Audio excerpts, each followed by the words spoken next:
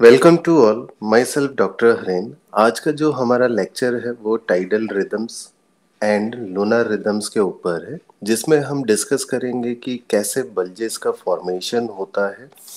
इसके बाद हम डिस्कस करेंगे कि स्प्रिंग टाइड किसे कहते हैं, फिर हम डिस्कस करेंगे कि नीप टाइड किसे कहते हैं।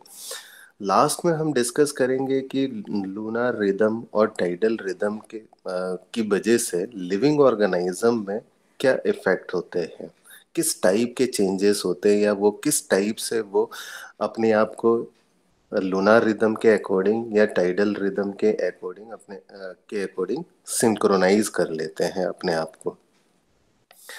इंट्रोडक्शन। बायोलॉजिकल जो रिदम होता है, हम देखते हैं कि ये जो बायोलॉजिकल रिदम है ये प्लांट में भी पाया जाता है, ये पाया जाता है एनिमल में पाया जाता है, फंजाई में पाया जाता है, साइनोबैक्टीरिया में पाया जाता है, और बहुत सारे जो मैमल्स होते हैं उनमें भी पाया जाता है ये मैमल्स में। और ये जो बायोलॉजिकल रिदम होते हैं ये सिंक्रोनाइज्ड हो जाते हैं इंडोजीनियस क्लॉक के साथ, in the absence of environmental cues के एब्सेंस में या उनके प्रेजेंस में ये सिंक्रोनाइज्ड हो जाते हैं बायोलॉजिकल क्लॉक के साथ। और जो ये बायोलॉजिकल क्लॉक होता है ये हमारे ब्रेन में प्रेजेंट होता है, और स्पेशली अगर हम देखें तो ये सुप्रा काइस्मेटिक न्यूक्लियस में प्रेजेंट होता है हमारा बायोलॉजिकल क्लॉक। और ये सुप्रा काइस्मेटिक जो न्यूक्लियस है ये ब्रेन में हमारा जो प्रेजेंट होता है ये हाइपोथैलेमस में प्रेजेंट होता है। अब जैसे बायोलॉजिकल जो रिदम होते हैं, अगर एग्जांपल हम देखें, जो लोकोमोटर एक्टिविटी होती है, रिप्रोडक्शन होता है, और कई सारे जो बिहेवियरल चेंजेस होते हैं, ये जितने भी बायोलॉजिकल जो रिदम होते हैं ये सिंक्रोनाइज्ड कर जाते हैं डेली, और सीजनल जो वेरिएशन होते हैं इन्वायरमेंटल क्यूज की वजह से उनके साथ ये सिंक्रोनाइज्ड हो जाते हैं। इसके अलावा हमने देखा है कि जो टाइड्स होते हैं और जो लूनार साइकिल होते हैं उसके साथ भी ये बायोलॉजिकल रिदम क्या है, सिंक्रोनाइज्ड हो जाता है। अब हम डिस्कस करेंगे कि सर्का लूनर किसे कहते हैं। सर्का लूनर को ही सर्का साइनोडिक क्लॉक भी कहते हैं। और हम डिस्कस करेंगे कि टाइडल रिदम्स किसे कहते हैं हम लोग। अब जो बायोलॉजिकल जो क्लॉक्स होते हैं ये सिंक्रोनाइज्ड हो जाता है, जो मून फेजेस होते हैं उनके साथ सिंक्रोनाइज्ड हो जाता है। तो इस टाइप के जो बायोलॉजिकल क्लॉक होता है उसको सर्कल लूनर कहते हैं हम लोग, या सर्का साइनोडिक क्लॉक हम लोग बोलते हैं। अब हमने देखा है कि जो हमारा जो सी का जो लेवल होता है ये रेगुलर क्या होता है, चेंज होता है। यही जो सी का लेवल जो चेंज होता है ये मून की वजह से होता है और सन की वजह से होता है। इसी को हम टाइडल रिदम बोलते हैं। अब जब हाई टाइड होता है तो जो हमारा सी होता है ये क्लोज होता है, किसके, लैंड के बिल्कुल क्लोज होता है। और जब लो टाइड होता है तो क्या होता है, बिल्कुल ये अवे होता है, किसके, लैंड से। हमारा ये अवे होता है हमारा, यानी लैंड से दूर होता है वाटर। अब जरा हम इसको इस पिक्चर से समझने की कोशिश करते हैं कि हम देख रहे हैं कि ये जो हमारा ये जो लाइन है ये इंडिकेट कर रहा है, एक लैंड को इंडिकेट कर रहा है। और ये वाला लाइन हमारा क्या है, वाटर लेवल को इंडिकेट कर रहा है। तो ये हमारा वाटर लेवल है। तो इस तरीके से वाटर लेवल है। तो यहाँ हम देख रहे हैं कि जो हमारा लैंड है ये क्या है कि ये एक्सपोज है, यानी एक्सपोज है। यानी एक्सपोज कहने का मतलब है जो लैंड है क्या है कि ज़्यादा हमारा दिखाई दे रहा है, एक्सपोज है। तो इस कंडीशन को हम लोग कहते हैं लो टाइड कहते हैं इस कंडीशन को। अब नेक्स्ट अगर हम कंडीशन की बात कर ले, सेम ये जो हमारा लाइन है ये इंडिकेट कर रहा है लैंड को, और जो ये हमारा जो लाइन इंडिकेट कर रहा है ये वाटर लेवल को इंडिकेट कर रहा है। तो हमारा यानी ये वाटर लेवल है, तो हम इसे वाटर लेवल को इस तरीके से शो कर देते हैं। तो इस कंडीशन में हम देख रहे हैं कि जो लैंड है हमारा ये क्या है, हमारा ये लेस एक्सपोज है, यानी हमारा लैंड कम दिखाई दे रहा है यहाँ पे। क्यों? क्योंकि यहाँ पे हम कह रहे हैं कि जो वाटर का जो लेवल है, वाटर जो लेवल है यहाँ पे ये इंक्रीज हो गया है, इंक्रीज हो गया है। तो इस कंडीशन को हम क्या कहते हैं कि हाई टाइड कहते हैं। इस कंडीशन को हम हाई टाइड कहते हैं। अब हमें पता है कि जो हमारा जो मून है ये क्या होता है, रिवॉल्व होता है अराउंड द अर्थ, यानी अर्थ के चारों तरफ ये क्या है, रिवॉल्व होता है। और मून में ग्रेविटी होती है और उसके ग्रेविटेशनल पुल की वजह से जो सीज होते हैं, सीज के जो वाटर होते हैं इसको अपनी तरफ ये पुल कर लेता है, जिसकी वजह से बल्जेस का फॉर्मेशन हो जाता है। और ये इसी बल्जेस को हम लोग कहते हैं हाई टाइड कह देते हैं। वहीं पे हमें पता है कि जो अर्थ होता है ये रोटेट करता है अपने ही एक्सेस पे, और ये तकरीबन जो रोटेट होता है ये 24.8 आवर्स के अंदर ये रोटेट होता है। और जो हमारा हाई टाइड होता है ये एवरी 12.4 आवर्स में क्या होता है, ये रिपीट होता है। तो ये हमारा जो हमने कहा कि जो हाई टाइड होता है ये तकरीबन 12.4 आवर्स में ये रिपीट होता है। अब हम यहाँ समझेंगे कि जो बल्जेस का जो फॉर्मेशन होता है कैसे होता है। बल्जेस यानी हाई टाइड का फॉर्मेशन किस तरीके से होता है, हम यहाँ देख रहे हैं पिक्चर में। तो ये हमारा मून है और ये हमारा अर्थ है, अर्थ है। तो हम यहाँ देख रहे हैं कि जो मून है हमारा, ये मून क्या करता है कि इसकी ग्रेविटेशनल जो फोर्स होता है, ये ग्रेविटेशनल फोर्स की वजह से जो यहाँ जो अर्थ में जो सी वाटर होते हैं इसको अपनी तरफ क्या करता है, ये पुल करना स्टार्ट कर देता है। तो ये पुल हो रहा है। अब पुल होने की वजह से क्या हो जाता है कि यहाँ पे बल्जेस का फॉर्मेशन होना स्टार्ट हो जाता है, यानी बल्ज का फॉर्मेशन होना स्टार्ट हो जाता है, बल्जेस का। अब जैसे ही यहाँ बल्जेस का फॉर्मेशन होता है मून के ग्रेविटेशनल फोर्स की वजह से, बिल्कुल इसके अपोजिट में भी क्या होता है, बल्ज का फॉर्मेशन होता है। बल्जेस का फॉर्मेशन होता है बिल्कुल अपोजिट में। अब यहाँ जो बल्जेस का फॉर्मेशन होता है वो सेंट्रीफ्यूगल फोर्स की वजह से होता है, यहाँ बल्जेस का फॉर्मेशन। अब यहाँ हम देख रहे हैं कि जो बल्जेस का फॉर्मेशन हुआ है तो यही बल्जेस को हम लोग क्या कहते हैं, हाई टाइड कहते हैं। हम हाई टाइड कहते हैं। तो ये बिल्कुल अपोजिट डायरेक्शन में भी जो बल्जेस का फॉर्मेशन हुआ तो हम इसको हाई टाइड कहते हैं। और हमारा यहाँ क्या है कि इधर की तरफ लो टाइड है। अब हमें ये याद रखना है कि जो हमारा अर्थ है, हमने कहा कि जो ये अर्थ है जो ये रिवॉल्व होता है 24.8 आवर्स ये में, ये एक कंप्लीट रेगुलेशन कर लेता है, यानी पूरा कंप्लीटली रिवॉल्व हो जाता है अपने ही क्या है, ओन एक्सेस पे। ओन एक्सेस पे ये रिवॉल्व होता है। अब रिवॉल्व होने की वजह से क्या होता है कि 12.4 आवर्स होते हैं तो इसमें एक पहला हाई टाइड बनता है, फिर उसके बाद जो हाई टाइड जो हमारा ये रिपीट होता है हाई टाइड, तो ये 12.4 आवर्स में ये रिपीट होता रहता है हाई टाइड। अब हम डिस्कस करेंगे कि स्प्रिंग टाइड किसे कहते हैं। तो स्प्रिंग टाइड को समझने के लिए हम इस पिक्चर से समझते हैं। अब ये हमारा सन है, तो यहाँ हम सन को देख रहे हैं, तो सन है और ये हमारा अर्थ है। तो सन और अर्थ के बीच में अगर मून आ जाए, सन और अर्थ के बीच में अगर मून आ जाए तो इस कंडीशन को हम लोग कहते हैं न्यू मून कंडीशन कह देते हैं। अब इस कंडीशन में क्या होता है कि हमने कहा कि जो हमारा मून है ये क्या करता है, ग्रेविटेशनल फोर्स की वजह से जो सी वाटर है इसको क्या करना स्टार्ट कर देता है, पुल करना स्टार्ट कर देता है अपनी तरफ से। पुल करने की वजह से क्या हो जाता है कि बल्जेस का फॉर्मेशन हो जाता है। सेम ये अपोजिट डायरेक्शन में भी क्या होता है, बल्जेस का फॉर्मेशन होता है, इस वाले रीजन में भी। अब यहाँ जो बल्जेस का फॉर्मेशन हुआ है तो हम इसे कहेंगे हाई हाई टाइड कहेंगे हम इसे। तो ये भी हमारा क्या हो गया, हाई टाइड हो गया हमारा।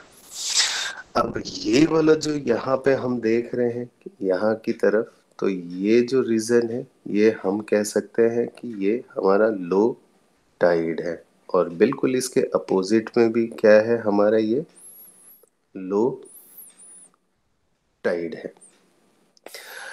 ये हो गया हमारा फर्स्ट कंडीशन। अब सेकंड कंडीशन हम देखते हैं कि जो हमारा सन है और मून के बीच में क्या हो जाता है, हमारा अर्थ आ जाता है।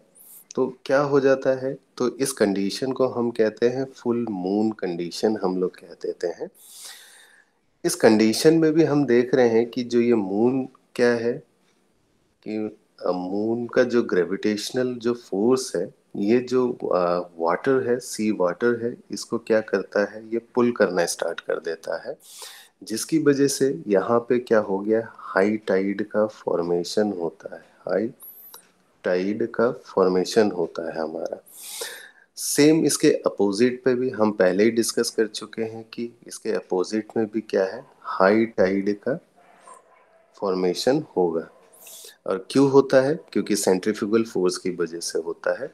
तो हमारा ये वाला जो रीजन है, यानी ये हमारा लो टाइड टाइड है। सेम हमारा ये वाला रीजन भी क्या है, हमारा लो टाइड है ये। अब ये जो न्यू मून और फुल मून का जो कंडीशन है, इसी को हम क्या कहते हैं कि स्प्रिंग टाइड्स कहते हैं। अब स्प्रिंग टाइड्स में होता क्या है कि जब न्यू मून कंडीशन की अगर हम बात करें, तो न्यू मून कंडीशन में क्या होता है कि मून की वजह से क्या होता है, बल्जेस का फॉर्मेशन होता है। तो सन भी क्या करता है, सन का भी अपना एक ग्रेविटेशनल जो फोर्स होता है, ये भी अपनी तरफ क्या करता है, को पुल करना स्टार्ट कर देता है अपनी तरफ। तो हम यहाँ लिख सकते हैं कि ये भी क्या है, पुल करना स्टार्ट कर देता है। तो यहाँ पुल करने की वजह से क्या होता है कि जो हमारा हाई टाइड है, ये जो हाई टाइड है हमारा यहाँ पे, ये जो हाई टाइड है, तो ये हाई टाइड क्या हो जाता है, high tide is so high, यानी ये हाई टाइड क्या हो जाता है, और हाई टाइड में कन्वर्ट हो जाता है। तो हम यहाँ लिख सकते हैं high tide is so high. क्यों, किसकी वजह से, सन की ग्रेविटेशनल फोर्स की वजह से।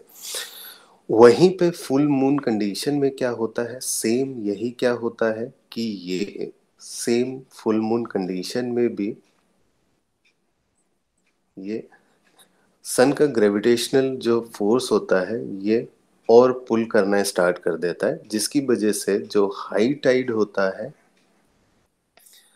और जो हमारा यहाँ पे हाई टाइड होता है, ये हाई टाइड क्या है, हम कह सकते हैं कि हाई टाइड इज क्या है, सो हाई, यानी हाई टाइड और हाई टाइड हो जाता है स्प्रिंग टाइड्स कंडीशन में। तो ये हमें याद रखना है। और ये जितनी भी चीजें अभी हमने डिस्कस की है, तो ये यहाँ पे लिखा हुआ है पॉइंट में, हमने सारी चीजें। अब हम डिस्कस कर रहे हैं कि नीप टाइड किसे कहते हैं। तो नीप टाइड को समझने के लिए हम इस पिक्चर से समझने की कोशिश करते हैं। हमारा ये सन है, और ये हमारा अर्थ है, और ये हमारा मून है। अगर ये तीनों क्या है कि राइट एंगल बनाना स्टार्ट कर दे, हम कहेंगे कि ये 90 डिग्री का एंगल बना ले, यानी सन, मून और अर्थ 90 डिग्री का एंगल बना ले। और ये कब बनेगा, जब हमारा मून क्या होगा, थर्ड क्वार्टर में प्रेजेंट होगा, क्वार्टर में प्रेजेंट होगा। तो ये 90 डिग्री का एंगल बनाता है। अब दूसरा एक और कंडीशन है कि अगर हमारा जो मून है ये क्या हो गया कि फर्स्ट क्वार्टर में प्रेजेंट हो, तब भी क्या होगा कि ये 90 डिग्री का एंगल बना लेता है। अब यहाँ पे इस कंडीशन में क्या है, हमने पहले ही डिस्कस कर रखा है कि मून का जो ग्रेविटेशनल जो फोर्स होता है, ग्रेविटेशनल फोर्स यहाँ हो गया। तो मून के ग्रेविटेशनल फोर्स की वजह से क्या हो जाता है, ये पुल होना स्टार्ट हो जाता है। और पुल होने की वजह से क्या होगा कि हाई जो टाइड है उसका फॉर्मेशन होना स्टार्ट हो जाएगा। तो सेम इसके अपोजिट डायरेक्शन में भी क्या है कि हाई टाइड का फॉर्मेशन होगा, हाई टाइड का फॉर्मेशन हो जाएगा।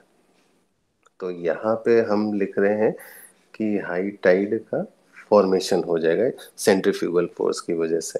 तो ये वाला यहाँ पे हम लोगों का क्या हो जाएगा, ये लो टाइड है हमारा। तो यहाँ पे भी हमारा क्या हो गया, हम यहाँ लिख देते हैं लो टाइड।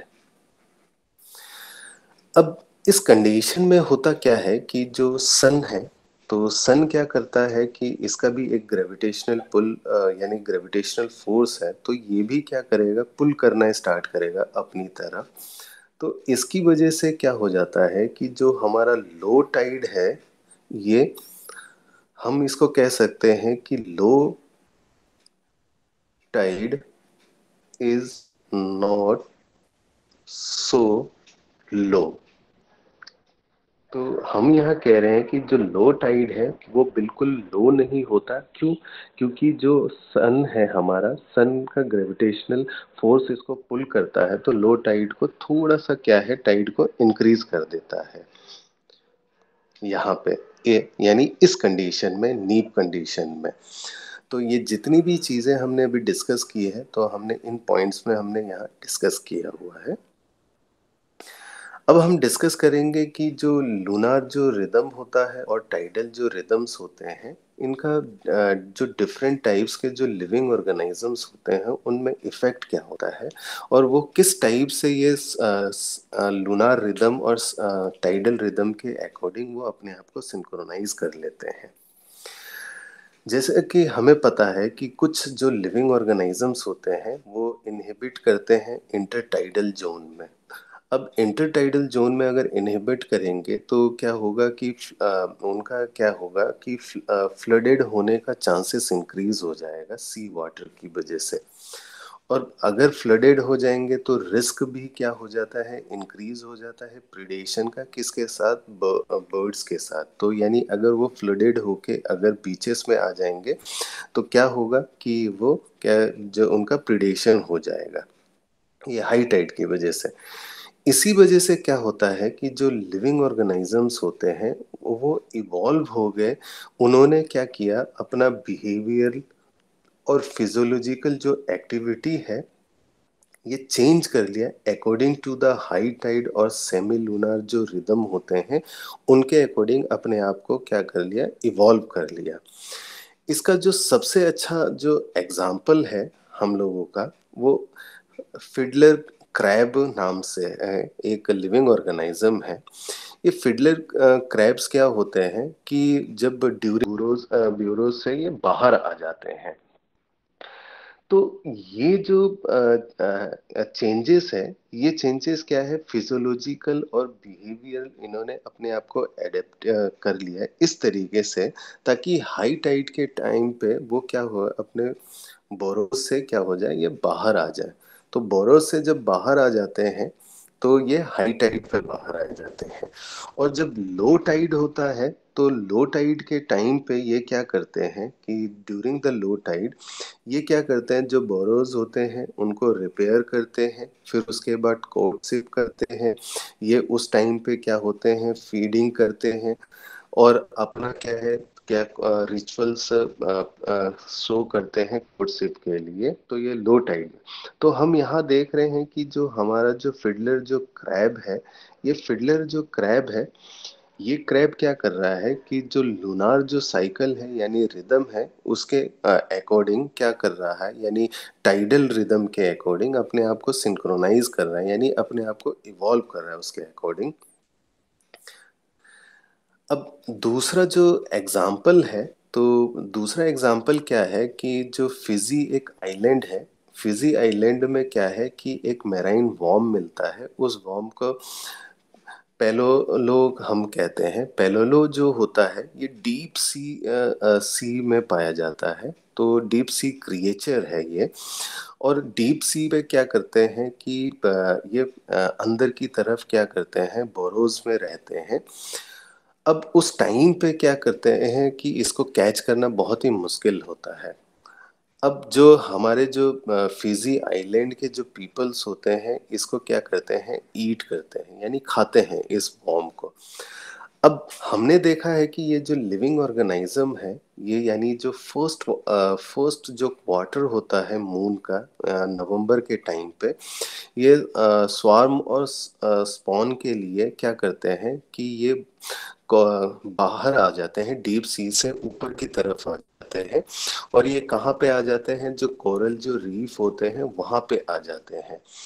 और उसी टाइम पे क्या होते हैं कि जो बिफोर द सनराइज, यानी सनराइज से पहले जो फिजी के जो पीपल्स होते हैं अपने बोट के थ्रू क्या करते हैं, निकल जाते हैं और उनको क्या है कोरल रीफ से क्या करते हैं, कैच करना यानी कलेक्ट करना स्टार्ट कर देते हैं। इसके अलावा जो थर्ड हमारा एग्जाम्पल है, एक मेराइन पॉलीकेट है, जिसको हम एक जो अगर हम देखते हैं, अगर इसका मॉर्फोलॉजी, ये लॉन्ग क्या होता है, वॉर्म लाइक क्रिएचर होता है। ये भी क्या है, बोरोज में रहता है। हम देखते हैं कि इसका जो लेटरल साइड्स होते हैं, लेटरल स्लाइड्स साइड्स की तरफ क्या होते हैं, बॉडी के कुछ फ्लैप प्रेजेंट होते हैं। इस फ्लैप को हम लोग क्या कहते हैं, पैरापोडिया कहते हैं। और ड्यूरिंग क्या करते हैं कि ड्यूरिंग द ब्रीडिंग सीजन, जब ब्रीडिंग सीजन होता है तो ये जो सी वॉर्म होते हैं ये ब्राइलेंटली जो कलरफुल हो जाते हैं, यानी कलरफुल हो जाते हैं और इनका जो साइज होता है इंक्रीज होना स्टार्ट हो जाता है। और हमने देखा है कि जो पैरापोडिया है और जो आईज है और जो टेंटिकल्स होते हैं ये भी क्या हो जाते हैं, इनलार्ज हो जाते हैं। इसी फॉर्म को हम लोग क्या कहते हैं, सेक्सुअल फॉर्म बोल देते हैं, जिसको हम हेट्रोनेरीज बोलते हैं। अब हमने देखा है कि ये क्या है, स्वार्म के लिए एक्टिवली क्या है, स्वार्मिंग करता है यानी ग्रुपिंग करना स्टार्ट कर देता है, कॉलोनी फॉर्म करना स्टार्ट कर देता है एक्टिवली सी शोर में। कब, यानी फुल मून के टाइम पे। और परफॉर्म करता है नेपचुरल डांस और क्या करता है, स्पॉनिंग करता है यानी एग ले करना स्टार्ट कर देता है फुल मून के टाइम पे। तो हमने देखा है कि इन एग्जाम्पल से हमने देखा है कि जो लिविंग ऑर्गेनिज्म है वो टाइडल और जो लूनार रिदम है उसके अकॉर्डिंग अपने आप को क्या है, सिंक्रोनाइज कर लेते हैं, यानी वो इवॉल्व हो गए हैं। और अपना जो फिजियोलॉजिकल है और जो बिहेवियल जो कैरेक्टरिस्टिक्स है वो उसके अकॉर्डिंग चेंज कर रहे हैं। आज हमने डिस्कस किया कि जो बल्जेस का फॉर्मेशन कैसे होता है, फिर हमने डिस्कस किया कि स्प्रिंग टाइड का किसे कहते हैं, फिर हमने डिस्कस किया नीप टाइड किसे कहते हैं, फिर हमने डिस्कस किया कि जो लूनर रिदम है और टाइडल रिदम है इसका इफेक्ट क्या होता है डिफरेंट टाइप के जो लिविंग ऑर्गेनिजम्स में। आई होप आप सभी को ये लेक्चर समझ में आया होगा। Thank you.